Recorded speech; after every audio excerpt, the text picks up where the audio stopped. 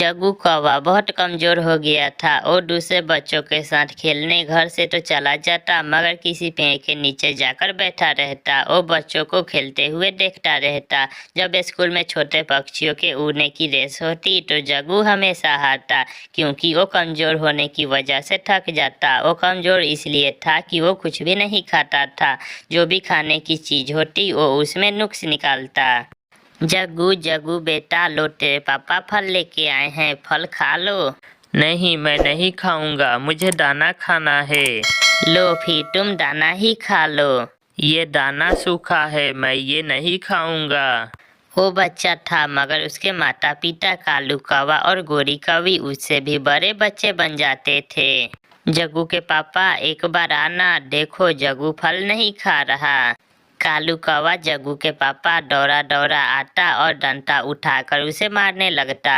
खा, जल्दी से खा, तेरा बाप भी इस फल को खाएगा। आज मैं सीधा कर दूंगा तुम्हें। नतीजा ये निकलता कि जग्गू कौवा सीधा होने की बजाय और भी जिद्दी होता गया। वो मार खा लेता, मगर अपनी जिद पूरी करता था। एक दिन गोरी कौवी और कालू कौवा जग्गू कौवे को बुलबुल डॉक्टर के पास लेकर जाते हैं। ये बहुत कमजोर हो गया है, आप इसे पौष्टिक भोजन दें, जैसे अंडा, दूध, फल और मछली। क्या करूं बुलबुल डॉक्टर, बहुत कोशिश करने के बाद भी जग्गू कुछ भी नहीं खाता। मार से नहीं, इसे प्यार से समझा कर देखे। बच्चे मार की बजाय प्यार से बात मान लेते हैं। छोटी छोटी बातों पर इसका हौसला बढ़ाएं। दूसरी तरफ चिड़िया अपने बेटे कुकू को हर बात प्यार से समझाया करती थी। मम्मा, मैं चने का दाना नहीं खाऊंगा। कुकू बेटा, जो बच्चे चने का दाना नहीं खाते वो कमजोर हो जाते हैं। जब मैं छोटी सी थी तो मैं भी ऐसे ही जिद किया करती थी, मगर जब मैं बीमार हुई तो पूरे 5 टीके लगे मेरे। नहीं नहीं मम्मा, मैं तो मजाक कर रहा था, मैं तो सब खा लूंगा। चिड़िया ऐसे प्यार से अपने बेटे को समझाया करती थी। लो जग्गू बेटा, उबला हुआ अंडा खा लो। बुलबुल डॉक्टर ने कहा है कि तुम हर रोज उबला हुआ अंडा खाया करोगे। मुझे अंडे से बू आती है, मैं अंडा नहीं खाऊंगा, नहीं खाऊंगा, नहीं खाऊंगा। देखती हूँ तू आज अंडा कैसे नहीं खाता। जग्गू के पापा, आना एक बार देखें, जग्गू अंडा नहीं खा रहा। कालू कौवा गुस्से में आता है और जग्गू को मारने लगता है। कालू कौवा जग्गू को लेटाकर उसके ऊपर बैठ जाता है। खोल खोल अपना मुंह, मैं तेरे मुंह में ये पूरा ही अंडा डालूंगा।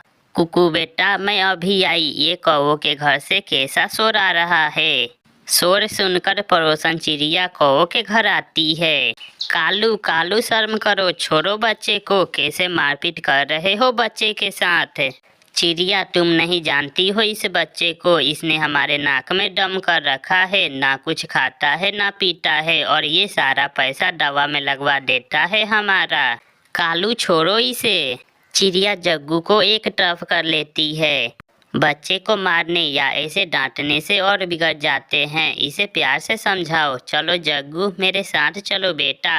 मैं जग्गू को कुछ दिनों के लिए अपने साथ अपने घर ले जाती हूँ, फिर देखना जग्गू सब खाएगा और हर कहना मानेगा। ले जा चिड़िया, हम भी तो देखे कहाँ कमी है हमारे समझाने के तरीके में, या फिर बच्चा है ही ऐसा। देखता हूँ मैं भी। चिड़िया, तुम इसे कैसे सीधा करती हो। चिड़िया जग्गू को अपने साथ अपने घर ले जाती है। जग्गू बेटा, चुप कर जाओ बेटा। मम्मा पापा हमेशा मारते हैं, कभी अंडा न खाने पर और कभी दाना न खाने पर। फिर चिड़िया जग्गू को अपने साथ दाना लेने जाती है। कुकू बेटा, आप जग्गू से बातें करें और मैं आपके लिए फल ढूंढ कर लाती हूँ। चिड़िया दोनों बच्चों को एक पेड़ पर बैठाकर दाना लेने चली जाती है। जग्गू, दोस्त तुम्हारा भी है, मैं अपनी मम्मा का हर कहना मानता हूँ, सब खा लेता हूँ, क्योंकि मम्मा पापा को मालूम है कि हमारे लिए क्या बेहतर है क्या नहीं। चिड़िया मीठा फल लेकर आती है, कुकू वो फल खा लेता है। जग्गू बेटा, आप भी खा लो। नहीं, मुझे ये पसंद नहीं है। मैं छिलका उतार कर देती हूँ आपको, देखते हैं ये फल मैं खत्म करती हूँ या आप। ऐसे चिड़िया बहुत प्यार से जग्गू को फल खिला देती है। सुबह नाश्ते में चिड़िया अंडा ऑमलेट बनाती है। मुझे ऑमलेट पसंद नहीं है। कुकू बेटा, अपने दोस्त जग्गू को खाकर बताओ कि अंडा ऑमलेट कैसी बनी है। कुकू अंडा ऑमलेट खाने लगता है। बहुत बहुत स्वादिष्ट, वाह वाह, मिर्ची वाली अंडा ऑमलेट बहुत स्वादिष्ट है। ये देखकर जग्गू भी अंडा ऑमलेट खा लेता है। जो चीज़ जग्गू को पसंद ना होती वो चिड़िया उसे प्यार से समझाकर खिला देती थी। अब जग्गू सब खाने लगा था। वो तो अब उबला हुआ अंडा भी खाने लगा था। फिर चिड़िया जग्गू को उसके मामा पापा के पास लेकर जाती है। गोरी और कालू, मैं न कहती थी आपका जग्गू को समझाने का तरीका गलत है। अब जग्गू सब खाएगा। मम्मा मम्मा, क्या घर में उबला हुआ अंडा है? ये सुनकर गोरी और कालू हैरान हो जाते हैं और चिड़िया से अपनी गलती मानते हैं। हाँ चिड़िया, मैं मान गया। बच्चों को समझाने के लिए मार से ज़्यादा प्यार की ज़रूरत होती है। ऐसे जग्गू कौवा सब खाने लगता है और गोरी और कालू अपने जग्गू को प्यार से समझाने लगते हैं। प्यारे दोस्तों, इस कहानी को लाइक, अपने दोस्तों के साथ शेयर और चैनल को सब्सक्राइब करना बिल्कुल मत भूलना। आपका धन्यवाद। चिल्दी, तुम चिंता ना करो। वो पक्षी जितनी भी चालाक है, मैं उन्हें अपनी जाल में फंसा ही लूँगा। कालू कौवे, अगर किसी तरह तुम मुझे कोई छोटा बच्चा खाने को लाकर दो तो फिर मेरी और तुम्हारी दोस्ती पक्की हुई। चील से वादा करने के बाद कालू कौवा जंगल में चला जाता है। चलो छोटे तोते, मैं तुम्हें दूसरे जंगल की सैर करवाता हूँ। ना ना, मेरी मम्मा ने मुझे मना किया है, तुम किसी के साथ ना जाना, मैं तो चला। ऐसा कहते हुए छोटा तोता वहाँ से भाग जाता है। बड़े पक्षियों के साथ साथ ये छोटे पक्षी भी बहुत सियाने हो गए हैं। फिर कालू कौवा नदी पे जाता है। वहाँ पे बैठे हुए चिड़िया और कबूतर के बच्चे से कहता है, छोटे बच्चों, क्या तुम्हें अच्छे से उड़ने आता है? हाँ कौवे अंकल, मैंने बहुत तेज उड़ना सीख लिया है। हाँ अंकल, मुझे भी उड़ना आता है। अच्छा, अगर ऐसा है तो फिर तुम में से कौन मेरे साथ रेस लगाएगा? देखते हैं कौन मुझसे जीतता है। मैं लगाऊंगा आपके साथ रेस। नहीं नहीं, मैं लगाऊंगा। अरे अरे, दोनों ही लगा लेना। पहले चिड़िया का बच्चा लगाता है मेरे साथ रेस, देखते हैं ये जीतता है या मैं जीतता हूँ। ठीक है, अभी मालूम हो जाएगा। ऐसे कालू कौवा छोटे बच्चों को अपने जाल में फंसा लेता है। 1 2 3।